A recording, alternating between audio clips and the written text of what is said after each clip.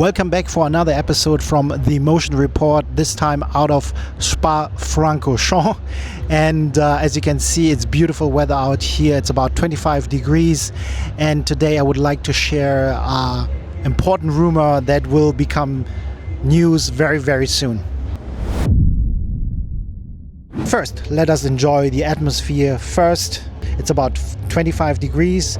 The local forecast says it'll be nice for most of the weekend. However, they forecast rain on Sunday. That would make any race interesting unless, of course, it is delayed by several hours like we experienced in the past. And that is nothing we really want. Here's the thing, no one can imagine how the new cars will behave in full wet conditions. Not the engineers, not even the drivers.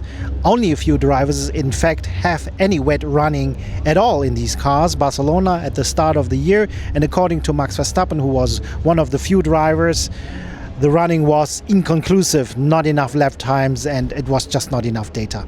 So Sunday would be genuinely unknown territory. Now, what will absolutely take the headline this week, especially on Thursday, are the rumors of McLaren and Max Verstappen, him leaving Red Bull in 2027 to drive next to Lando Norris, of course, and then Oscar Piastri moving to Red Bull or maybe to Audi. Complete nonsense. It is a nice story. It gets clicks for us and for our colleagues, that's for sure, but it is not going to happen. Not in 2027.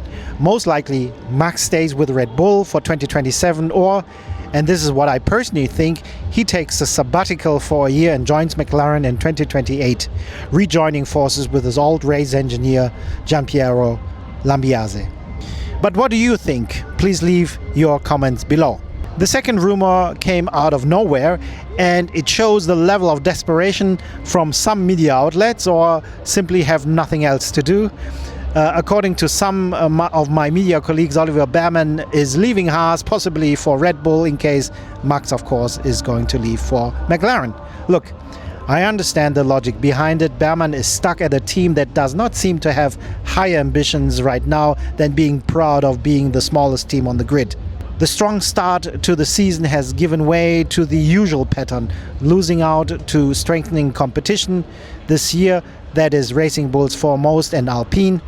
And Oliver Bearman is now in his second year at Haas, and I understand the frustration for him as well as for his fans. His talent is clearly being wasted, while Kimi Antonelli, a former teammate, is driving for victories, even for a championship. But for now, Oliver is stuck. Haas is his home for 2027 as well, hoping that they at least show some ambition to reach the midfield rather than the lower end.